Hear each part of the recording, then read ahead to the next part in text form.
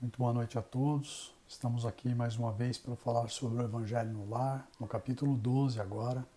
A lição de hoje, amai os vossos inimigos. A primeira lição desse capítulo é restituir o bem pelo mal. E antes de fazermos então a nossa leitura e as nossas considerações, vamos fazer aqui a elevação de hoje.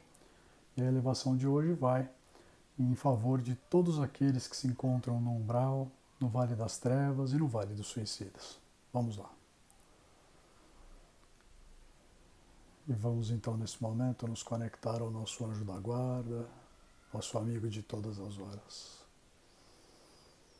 Vamos agradecer a esse amigo que esteve ao nosso lado, nos norteando, nos dando as melhores direções para que pudéssemos seguir em direção a Jesus. Que nós possamos juntos, cada dia e cada vez mais, elevar os nossos pensamentos ao Mestre, trabalhando pela nossa melhoria íntima. E assim nos dirigimos à presença de Ismael, o anjo protetor do Brasil e preposto de Jesus em nossas terras. A Ismael nós agradecemos e pedimos a ele que continue a nos trazer o Evangelho Redentor para dentro de nossas vidas. Que este seja o nosso norte, o nosso guia de conduta. E assim nos dirigimos à presença de Paulo de Tarso e Maria de Magdala, nossos exemplos de reforma íntima. A esses amigos trabalhadores do bem nós agradecemos, pedimos que nos inspirem no bem, na caridade e na bondade. E nos dirigimos à presença da Mãe Santíssima Maria de Nazaré. Mãe, que você possa lucificar os nossos pensamentos, os nossos corações, enchendo-nos de paz, de alegria e de amor, e nos levando à presença do seu Filho querido, nosso Mestre Jesus. Jesus, Divino Mestre, é com muita alegria que estamos aqui diante de Ti, Senhor. Nós nos ajoelhamos diante da Tua grandeza, Mestre. Pedimos a Ti que os Teus exemplos de paz, de harmonia e de amor estejam vivos em nossas mentes. Que os Teus atos sacrificiais, Senhor, sejam para nós o aprendizado de que devemos ter para que possamos nos melhorar, crescer, auxiliar aqueles que nos cercam. E assim lhe pedimos, Mestre, que nos leve à presença de Deus, nosso Pai. Diante do Pai de infinita misericórdia e bondade, nós agradecemos por tudo que somos, por tudo que temos, pelo dom da vida e da encarnação, pela família que nos cerca, pelos amigos que nos dão sustentáculo, encarnados e desencarnados. Agradecemos, Pai, pelo alimento que chega à nossa alma e ao nosso corpo e pedimos a Ti, Senhor, que as Tuas bênçãos se derramem sobre todos os que nos cercam, encarnados e desencarnados, Pai. E nesse momento, agradecidos que estamos então a Deus, nosso Pai, a Jesus e à espiritualidade maior, pedimos que muita luz, muita paz, muito amor cheguem aos umbrais, aos vales das trevas, aos vales dos suicidas. Que os nossos irmãos que lá sofrem possam se recordar daquilo que passaram e sofreram nas encarnações remanescentes passadas. Que possam se recordar daquilo que os levaram até aquela condição, porque são os nossos erros que nos levam aos lugares mais sombrios. E se recordando daquilo que nós mesmos plantamos e que a colheita chega na hora em que menos imaginamos, possam os nossos irmãos arrependidos rogarem a Jesus pelo auxílio necessário para que possam regressar ao caminho do crescimento espiritual. Que o Pai, na sua infinita misericórdia e bondade, possa levar a todos para colônias de refazimento e de regeneração, onde possam se fortalecer em Jesus e voltar a trilhar por caminhos de paz. De modo, Pai, que pedimos licença nesse momento para fazermos a leitura do Evangelho no lar, rogando a Ti muita compreensão, Senhor. Graças a Deus e graças a Jesus.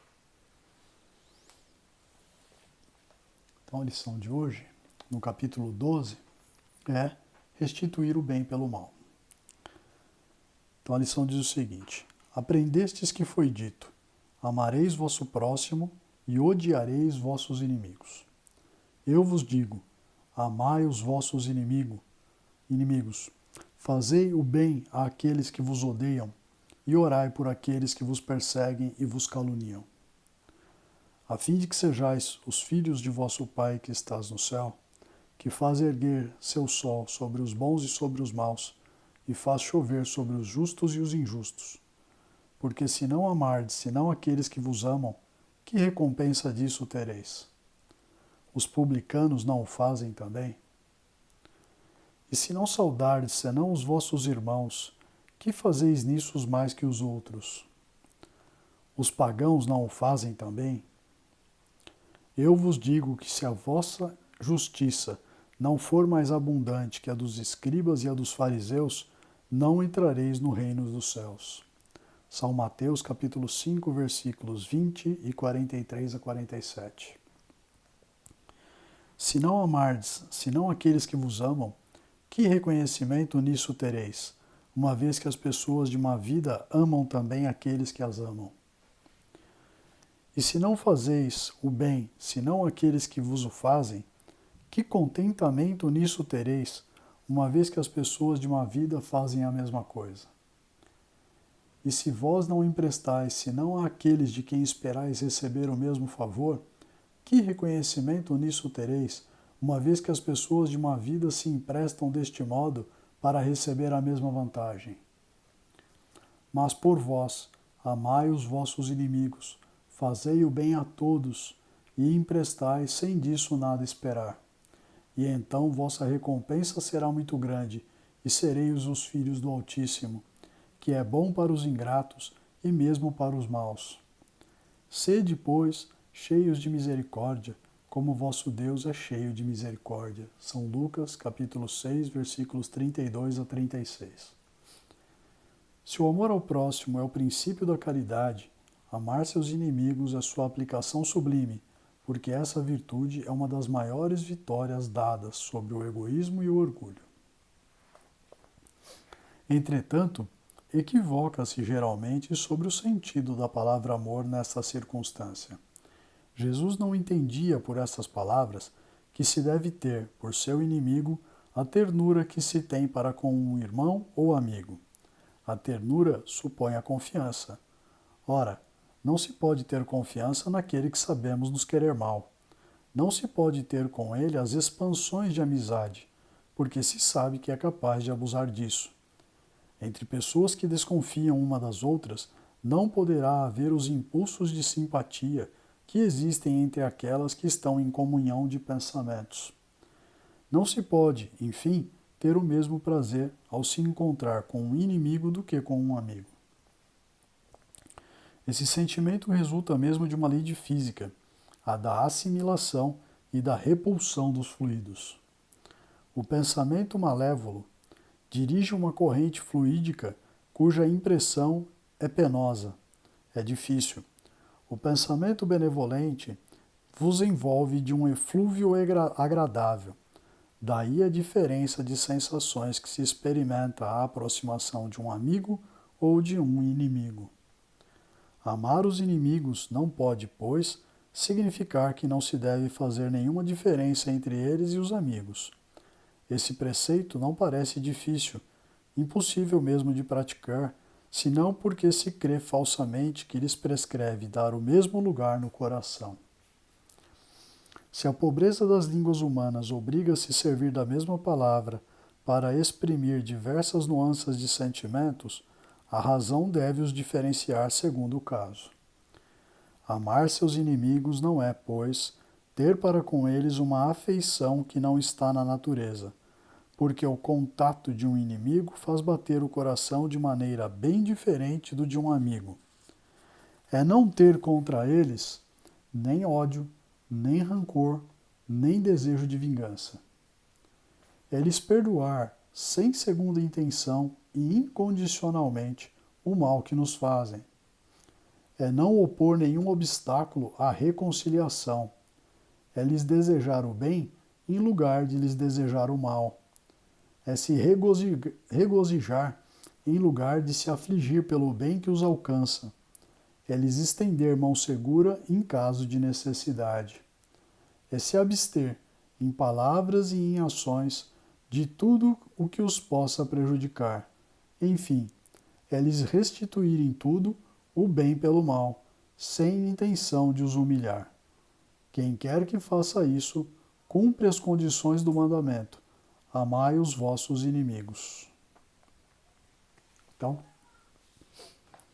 essa é a primeira parte dessa lição e talvez seja uma das lições mais duras e mais difíceis do Evangelho. Aqui, o Evangelho faz questão de nos esclarecer que amar os inimigos não é ter aquela alegria, aquele amor, aquele sentimento agradável que nós temos quando se aproxima alguém de quem nós gostamos. Mas ele deixa a ressalva. O que seria amar os nossos inimigos? É não cultivar o ódio, é não aumentar a tensão que existe entre nós e aquele que nós entendemos que é um inimigo ou uma pessoa que nós não gostamos. É não praticar a vingança. Então, não fazendo isso já é um bom primeiro passo. Agora, para aqueles que estiverem mais elevados, e mais adiantados, e é isso que se deve buscar, é o perdão mesmo. É esquecer aquilo que foi feito de ruim para nós. E é por isso que eu disse que essa é uma lição muito dura, porque nós ainda estamos muito apegados àquela história do alguém me dá, eu dou também. Se me deu alguma coisa de bom, eu dou de bom. Se alguém me deu alguma coisa de ruim, eu devolvo também uma coisa de ruim. E isso nós carregamos há milênios. E agora que nós estamos um pouco mais avançados em termos de estudo, é chegado o momento de tentarmos dar outros passos. E esses passos envolvem justamente praticar o bem, a caridade e a bondade em relação àquelas pessoas pelas quais nós não sentimos uma grande atração. E isso só é possível, na minha opinião, quando nós estudamos as leis que regem o universo. Quando nós começamos a entender, e o Espiritismo ajuda nisso demais, porque nós não precisamos tentar nos vingar, porque tudo aquilo que nós damos, nós recebemos de volta do universo. E quando nós colocamos os pensamentos negativos à frente de nós, das nossas ações em relação às outras pessoas, o que nós recebemos de volta é 10 vezes mais esse pensamento negativo, essa vontade de prejudicar. E é por isso que muitas vezes a gente patina e não sai do lugar. Então a gente precisa fazer esse exercício de reflexão e tentar, na medida do possível, perdoar aqueles que erraram conosco. Começando por não praticar e não devolver na mesma moeda o mal que foi feito para nós. E se um dia nós tivermos condições e elevação suficiente, ajudar até mesmo aqueles que eventualmente tenham nos causado mal, em demonstração de que nós conseguimos entender que aquela pessoa que agiu mal conosco é porque ainda não tem, na verdade, a luz brilhando dentro de si. Que nós tenhamos essa luz, que possamos acreditar nos ensinamentos de Jesus e praticar o bem. Lembrando sempre que Jesus foi à cruz por nós. Então não existe nada pior do que foi feito com o Mestre.